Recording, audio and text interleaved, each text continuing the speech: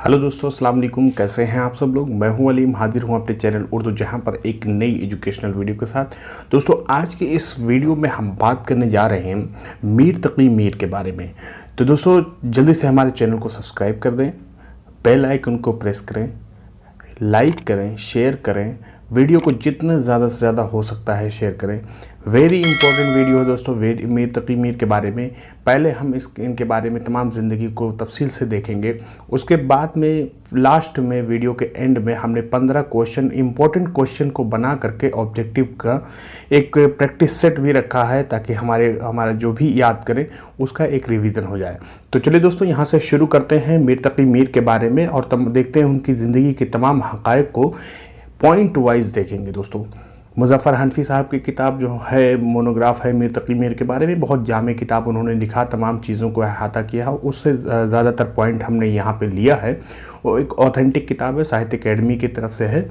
ठीक है, तो मीर तकी मीर जो है, जिनको खुदाए सुखन भी कहा जाता है और यासिया, जिनको मतलब जिनकी शायरी एक तरह से आह की शायरी तस्लीम की जाती है, उनके बारे में या उनके उस ज़माने के बारे में तमाम तरीके से पढ़ने के लिए जो मुज़फ़्फ़र हनफी साहब ने जिस तरह से किताबें मुख्तसर तौर पे लिखी है वो बहुत ज़्यादा करामद है। मैं आप लोगों को रिकमेंड करूँगा कि उस किताब को ज़रूर पढ़ें।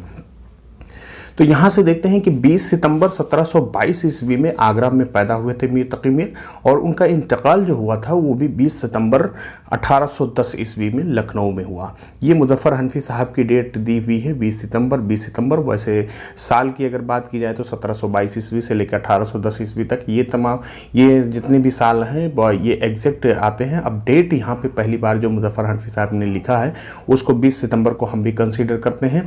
बहरहाल 20 सितंबर 1722 ईस्वी में इनकी पैदाइश होती है आगरा में, आगरा यानी अकबराबाद में। ठीक है, वालिद का नाम इनका जो था वो मोहम्मद अली मुत्तकी था। मोहम्मद अली मुत्तकी ये भी सूफ़ी मंश बुज़ुर्ग थे, शायर थे। इनके बहुत सारे मुतक़िदीन थे दिल्ली में, आगरा में, या जहाँ भी जाते थे बहुत एक कसीर जमे गफ़ीर इनका होता था और मुतक़िदीन की तादाद काफ़ी ज़्यादा थी। तो इसका मतलब ये है कि मीर तकी मीर साहब के वालिद साहब जो थे वो भी काफ़ी शोहरत याफ्ता शख्सियत थी। 3 भाई इनके थे। पहला भाई जो था सौतेला था, ये मोहम्मद हसन इसका नाम था। यानी मीर तकी मीर के वालिद साहब जो थे अली मुत्तकी साहब, इन्होंने 2 शादी की थी। पहली बीवी से इनके सौतेला ये मोहम्मद हसन पैदा हुआ था और दूसरी बीवी से 3 बच्चे हुए थे, 2 मीर तकी मीर और मीर रज़ी जो थे, ये 2 भाई थे और एक बहन थी। ठीक है, और अमानुल्लाह जो एक अहम नाम मीर तकी मीर की ज़िंदगी में आता है, ये अमानुल्लाह साहब जो थे ये मीर तकी मीर साहब के वालिद के जो है मुतक़िदीन में से थे। यानी इन पर वो एतक़ाद रखते थे, इनके हाथ पे बैत किया था और उन्हीं के साथ रहते थे।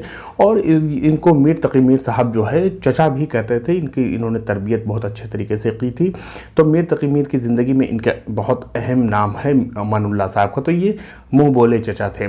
ठीक है, वालिद की वफ़ात इनकी 1737 ईस्वी में हुई थी। उस वक्त मीर तकी मीर साहब की ज़िंदगी उम्र जो थी वो 11 साल की थी।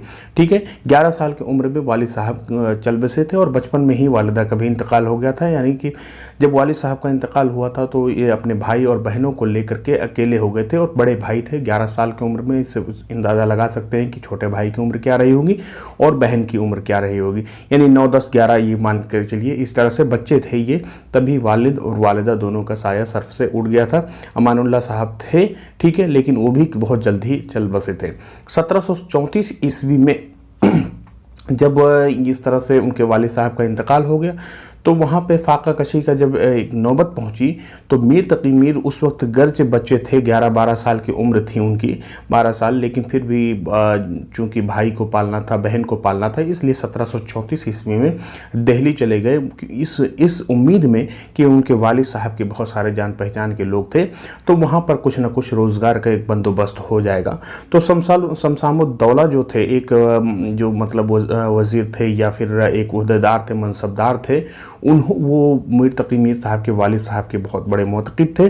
उन्होंने जब मीर की ये हालत देखी और ये सब चीज़ें देखी तो रोज़ाना का 1 रुपया वजीफ़ा मुकर्रर कर दिया, यानी कि 30 रुपया महीना उनका एक वजीफ़ा मुकर्रर कर दिया। ये वजीफ़ा लेकर के मीर तकी मीर वापस आगरा चले और अपने भाई बहनों के साथ रहने लगे।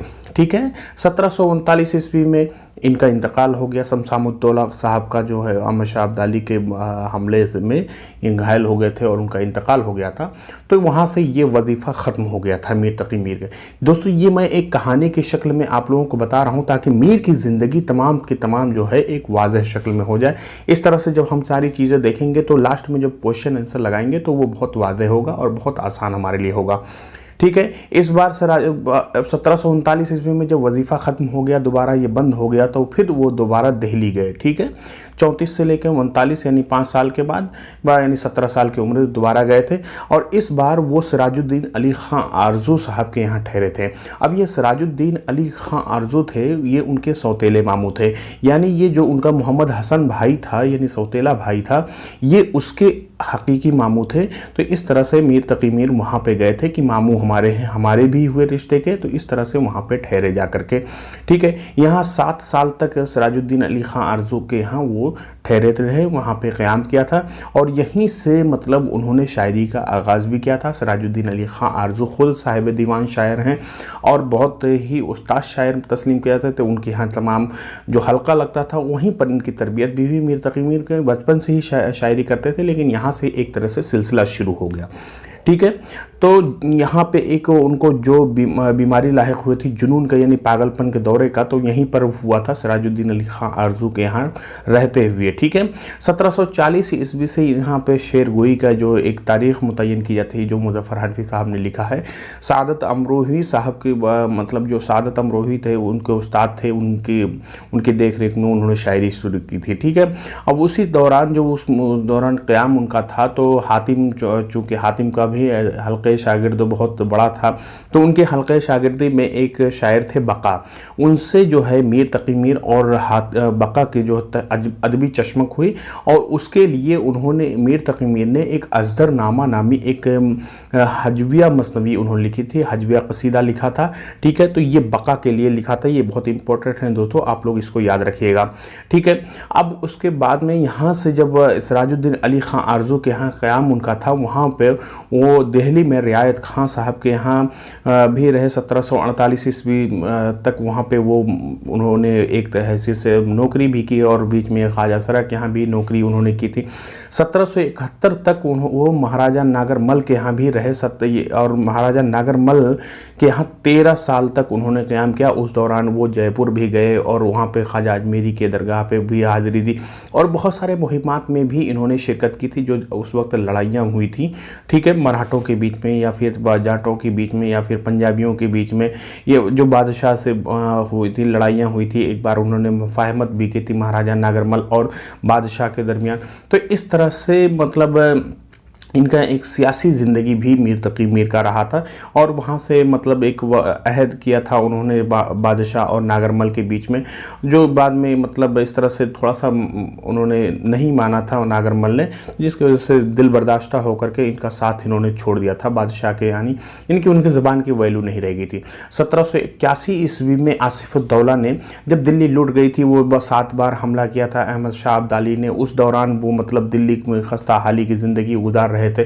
इस तरह से 1781 ईस्वी में जब आसिफुद्दौला को लखनऊ में इनका हाल मालूम हुआ, तो वहाँ पर उसने कुछ रकम भेज करके और सफ़र का जितना भी खर्च होता था वो दे करके आसिफुद्दौला ने उनको लखनऊ आने की दावत दी। एक वजह ये भी बयान की जाती है कि चूँकि 1781 ईस्वी में यानी सौदा साहब का इंतकाल हो गया था और सौदा पहले लखनऊ में चले गए थे, इस तरह से उनकी जो जगह खाली थी उसकी जगह के लिए मीर तकी मीर को आसिफुद्दौला ने लखनऊ बुलाया था। ठीक है। सौदा की अगर तारीख़ वलादत दी है 1712 से लेकर 1781 ईस्वी में पैदा हुए थे। नहीं, मीर तकी मीर से लगभग 10 साल ये बड़े थे सौदा साहब। ठीक है। तो 1781 में सौदा का इंतकाल हो गया था। उसके बाद उन्होंने जो है आसिफुद्दौला ने मीर तकी मीर को लखनऊ पे बुलाया था। अब मीर तकी मीर के अगर कारनामों की अगर हम बात करें तो 6 उर्दू उनके दीवान हैं और एक फ़ारसी का, इस तरह से 7 दीवान हैं। अगर सवाल आता है कि उर्दू के कितने दीवान हैं तो 6 दीवान हैं, टोटल कितने दीवान हैं तो 7 दीवान हैं। दीवान अव्वल 1752 ईस्वी में शाया हुआ था। 1752 ईस्वी में ही उनका जो है मशहूर तज़किरा, जो उर्दू शायरों के लिए पहला तज़किरा था जो फ़ारसी ज़बान में लिखा गया, नकातुश शोरा, ये भी 1752 ईस्वी में ही इन्होंने लिखा। ठीक है।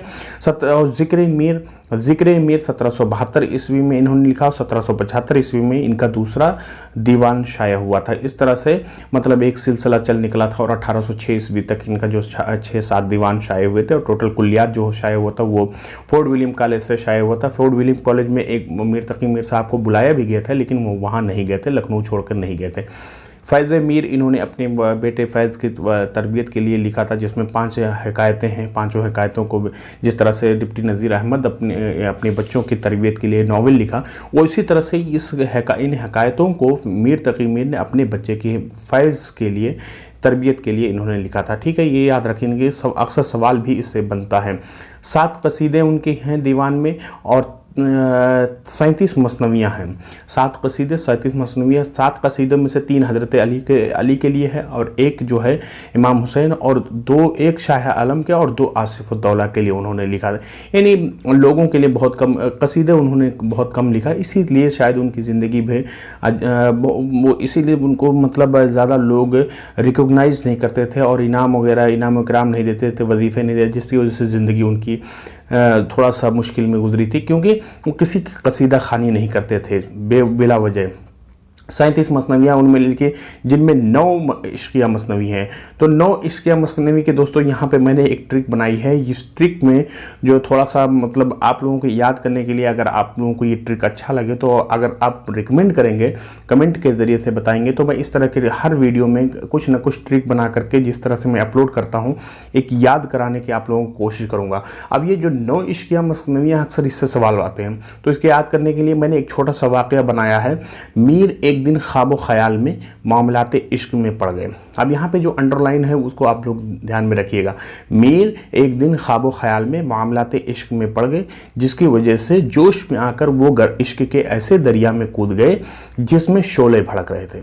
जोश में आकर इश्क के ऐसे दरिया में कूद गए जिसमें शोले भड़क रहे थे, लेकिन एजाज से वो बच गए। एजाज मतलब होता मुआवजा। एजाज से वो बच गए जब इस हकायत को एक जवान औरूस ने सुना। औरूस मतलब होता दुल्हन, ठीक है। जवान औरूस ने सुना तो वो आशिक होकर मोर की तरह नाचने लगी।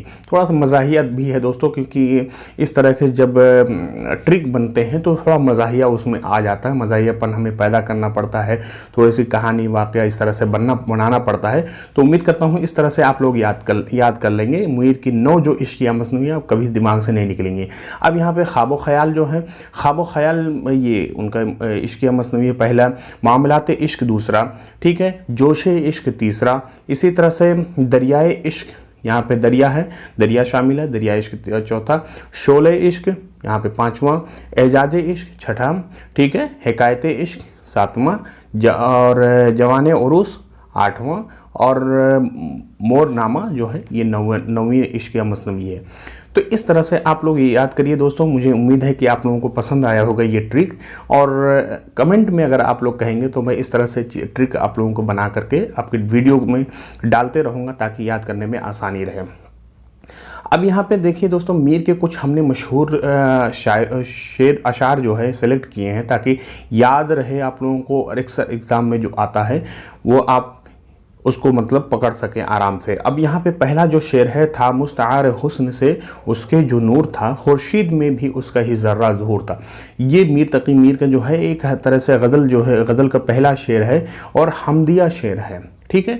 मीर के इसी एक ही गज़ल में इस तरह से हमदिया अशार मिलते हैं, तो ये बहुत मशहूर है, इसको याद रखने की ज़रूरत है। राह दौरे इश्क में रोता है क्या, आगे आगे देखिए होता है क्या, ये भी मीर तकी मीर का मशहूर शेर है।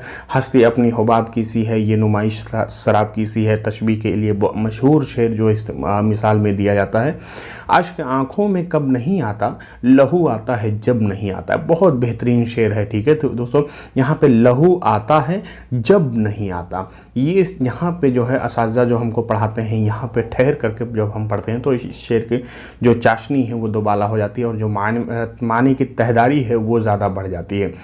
जब नाम तेरा लीजिए तब चश्म भरावे, इस ज़िंदगी करने को कहाँ से जिगरावे। ये बहुत ही मशहूर शेर है मीर तकी मीर का। और दूसरा जो है यहाँ पे दोनों शेर जो है एक ही गज़ल के, रंज खींचे थे दाग खाए थे, दिल ने सदमे बड़े उठाए थे, पासे नामों से इश्क था वरना किसने आंसू पलक तक आए थे। बहुत ही कई मशहूर अशार हैं दोस्तों, चुनिंदा हमने यहाँ पे इंतखाब किया है। अब यहाँ से आगे हम जो है मीर तकी मीर के बारे में, उनकी ज़िंदगी को लेकर के कुछ यहाँ पे ऑब्जेक्टिव सवालात बनाए हैं। अब आप इसको जवाब सही दीजिएगा मेरे साथ। मीर तकी मीर कहाँ पैदा हुए थे? ऑप्शन ए दिल्ली, लखनऊ, अकबराबाद या सियालकोट। तो सही ऑप्शन क्या है दोस्तों? सही ऑप्शन है अकबराबाद। 1722 ईस्वी में अकबराबाद यानी आगरा में पैदा हुए थे। सवाल नंबर 2 है, सिराजुद्दीन अली खां आरजू से मीर का क्या रिश्ता था? क्या रिश्ता था? भाई, चचा, परदादा या सौतेले मामू? तो हमने सही अभी वीडियो में बताया है कि सिराजुद्दीन अली खां आरजी तो दिल्ली में रहते थे, वो मीर तकी मीर के सौतेले मामू थे, यानी इनकी बहन जो है सिराजुद्दीन अली खां आरजू की बहन मीर तकी मीर साहब की वालिद की पहली बीवी थी। ठीक है, अगला सवाल है, मीर तकी मीर कब पैदा हुए? 1632, 1722, 1723, 1810। तो 1810 में मीर तकी मीर के इंतकाल हुआ था और 1722 में उनकी विलादत हुई थी। ठीक है, विलादत आगरा में और इंतकाल जो है लखनऊ में। ठीक है, अगला सवाल है, मीर के हम असर नहीं हैं, कौन नहीं है? ये याद रखने की बात है। कौन? ऑप्शन देखिए, वली दकनी, बका, सौदा, दर्द। ठीक है, तो मीर तकी मीर के जो है जो हम असर जो हैं वो वली दकनी साहब नहीं। वली दकनी जो है 1722 से पहले ही उनका इंतकाल हो जाता है। 1719 या 21 इस तरह से जो इख्तलाफ पाया जाता है और 1722 में मीर तकी मीर की पैदाइश होती है। ठीक है, और बका जो है उनके हम असर हैं जिनके लिए अजदरनामा लिखा था उनको, जिनसे अदबी चश्मक थी। और बका साहब ने ही मीर तकी मीर के इंतकाल के बाद तारीख़ वफ़ात भी लिखी है। सौदा उनके हमअसर थे, सौदा के इंतकाल के बाद लखनऊ वो गए थे। दर्द उनके हमअसर थे जो मतलब इनकी भी पैदाइश 1722 ईस्वी ही है, दिल्ली में पैदा हुए थे। अगला सवाल है दोस्तों, महाराजा नागरमल के साथ मीर कितने सालों तक रहे? इस तरह के अटपटे सवाल आते हैं यूजीसी नेट में, या इस तरह से जो स्टेट का हमारा यूपी है जिसमें जीआईसी और इस तरह से टीजीटी पीजीटी में अक्सर इस तरह से सवाल बन जाते हैं। महाराजा नागरमल के साथ मीर कितने सालों तक रहे? तो 1773 ईस्वी तक रहे थे दोस्तों। कितने सालों तक रहे थे? 13 साल तक रहे थे। सही ऑप्शन अभी हमने बताया था इससे पहले, 13 साल तक रहे थे, आपको याद होना चाहिए। इसमें इनमें से कौन सी मीर की मसनवी नहीं है? तो हमने अभी ट्रिक के ज़रिए से बताया है दोस्तों, इश्किया मसनवियाँ जो हैं वैसे तो 33 मसनवियाँ हैं, लेकिन इश्किया मसनवियाँ से अक्सर सवाल आते हैं, तो हमने उसको याद करने के लिए बताया कि मीर एक दिन ख्वाब ख्याल में मामलात इश्क में पड़ गए थे, जिसकी वजह से जोश में आकर के दरियाए इश्क में एक ऐसी दरिया में कूद गए जिसमें शोले भड़क रहे थे, लेकिन एजाज से वो बच गए। जब इस हकायत को और एक जवान उर्स ने सुना तो वो मोर की तरह नाचने लगी। तो इस तरह से हमने देखा, तो शोला इश्क, शोला भड़क रहा था दरिया में, जोशे इश्क, जोश में कूद गए थे, मोरनामा मोर की तरह नाचने लगी थी। तो तीनों मसनवियाँ हैं, इश्क नामा नहीं है। ठीक है दोस्तों, अगला सवाल क्या है? शायर बेदिमाग कहा जाता है किसको? मीर को, दाग को, गालिब को, फिराक को। तो इसका सही जवाब क्या है दोस्तों? मीर तकी मीर। मीर तकी मीर को खुदाए सुखन भी कहा जाता है, शायर बेदिमाग भी कहा जाता है। ठीक है, अगला सवाल है, उर्दू शायरी में मीर के कितने दवावीन की तादाद है? कितनी तादाद है? 7, 5, 6, 8। तो यहाँ पे उर्दू शायरी लिखा गया। ठीक है दोस्तों, अगर ये पूछता है कि मीर के कितने दीवान हैं तो 7 दीवान, अगर उर्दू शायरी पूछ रहा है तो 6 दीवान है। ठीक है, और फारसी का 1 दीवान है। अगला, तो इसका सही जवाब क्या है? उर्दू शायरी के 6 दीवान है। ठीक है, अब अगला सवाल है, रेख्ते के तुम ही उस्ताद नहीं हो, यहाँ पे खाली जगह है। कहते हैं अगले ज़माने में कोई मीर भी था। खाली जगह के लिए मुनासिब लफ्ज़ का इंतखाब करें। ऑप्शन है ज़ौक़, मोमिन, इकबाल, गालिब। तो दोस्तों इसका सही ऑप्शन है गालिब। गालिब का ये मशहूर शेर है, रेख्ते के तुम ही उस्ताद नहीं हो गालिब, कहते हैं अगले ज़माने में कोई मीर भी था। ठीक है, अगला सवाल क्या है? मीर लखनऊ कब गए? 1761, 81, 91 या 10? 1810। तो 1810 में तो उनका इंतकाल हो गया था। 1781 में वो लखनऊ गए थे जब 1781 में सौदा का इंतकाल हो गया था। अगला सवाल क्या है, ज़िक्र मीर में कितनी हिकायतें हैं? तो अभी मैंने बताया था, सही ऑप्शन क्या है दोस्तों, 5 हिकायतें हैं ज़िक्र मीर में। ठीक है, सॉरी ज़िक्र मीर तो सॉरी यहाँ पे फैज़ मीर होना चाहिए, ज़िक्र मीर हमने लिख दिया है। ज़िक्र मीर तो ये इनकी खुद नविश्त है जिनका तर्जुमा निसार अहमद फ़ारूकी ने किया, मीर की आप बीती के नाम से। ये भी सवाल अक्सर आ जाता है, ठीक है, ऐसे ही मैंने बता दिया। तो फैज़ मीर में 5 हिकायतें हैं। अगला सवाल क्या है, मीर किस सिन्फ के मूजिद हैं? गज़ल, हज, वासोख्त या मरसिया? तो मौलाना मोहम्मद हुसैन आज़ाद ने जो है लिखा है कि मीर वासोख्त के मूजिद हैं। किसके? वासोख्त के। अगला सवाल है, मीर का कलाम आ है और मिर्ज़ा का वाह, ये किसका कौल है? ऑप्शन है मौलाना मोहम्मद हुसैन आज़ाद, कायम चांदपुरी, ख्वाजा अहमद फ़ारूकी या ख्वाजा बासित। ठीक है, तो मौलाना मोहम्मद हुसैन आज़ाद ने चूँकि उनको वासोख्त का मूजिद कहा है, कायम चांदपुरी ने मीर ख़मीर कहा है, ख्वाजा अहमद फ़ारूकी ने भी उनके मीर तक़ी मीर के बारे में चीज़ें कही हैं, और ख्वाजा बासित ने इनके बारे में ये बताया कि मीर का कलाम आ है और मिर्ज़ा का कलाम वाह। ठीक है, ख्वाजा बासित ये इसका सही आंसर है दोस्तों। अगला सवाल क्या है, मीर को उर्दू का शेख सादी किसने कहा है? मोहम्मद हुसैन आज़ाद, बहादुर शाह ज़फ़र, डॉक्टर जमील जालबी या राम बाबू सक्सेना ने? तो इसका सही जवाब क्या है दोस्तों, राम बाबू सक्सेना ने अपनी किताब तारीख़ अदब उर्दू में मीर तक़ी मीर को शेख सादी कहा है, उर्दू का शेख सादी कहा है। ये भी याद रखिएगा, अक्सर सवाल ये आता है कि उर्दू का शेख सादी कौन है, तो मीर तक़ी मीर हैं। शेर शोरंगेज़ कितनी जिल्दों में है? ये सवाल आखिरी है दोस्तों। शेर शोरंगेज़ जो शमसुर रहमान फ़ारूकी ने मीर तक़ी मीर की शायरी की तशरीह में वो किताब लिखी है, कितनी जिल्दों में है? 5 जिल्दों में है। ठीक है, तो याद रखिएगा दोस्तों, ये इंपॉर्टेंट हमने 15 सवाल रखे थे। कैसा लगा वीडियो आपको, और मेरा पैटर्न कैसा लगा, ट्रिक आप लोगों को कैसी लगी, प्रैक्टिस कैसा लगा, थ्योरी कैसी लगी, पॉइंट कैसे लगे, इन सब चीज़ों को लेकर के आप हमें कमेंट में ज़रूर बताएं। वीडियो को शेयर करें, लाइक करें दोस्तों, शेयर करें अपने दोस्तों को। पूरा वीडियो देख करके आप लोग कमेंट ज़रूर करें, हम आपके कमेंट का इंतज़ार करते हैं, खुशी होती है पढ़ करके। बहुत बहुत शुक्रिया।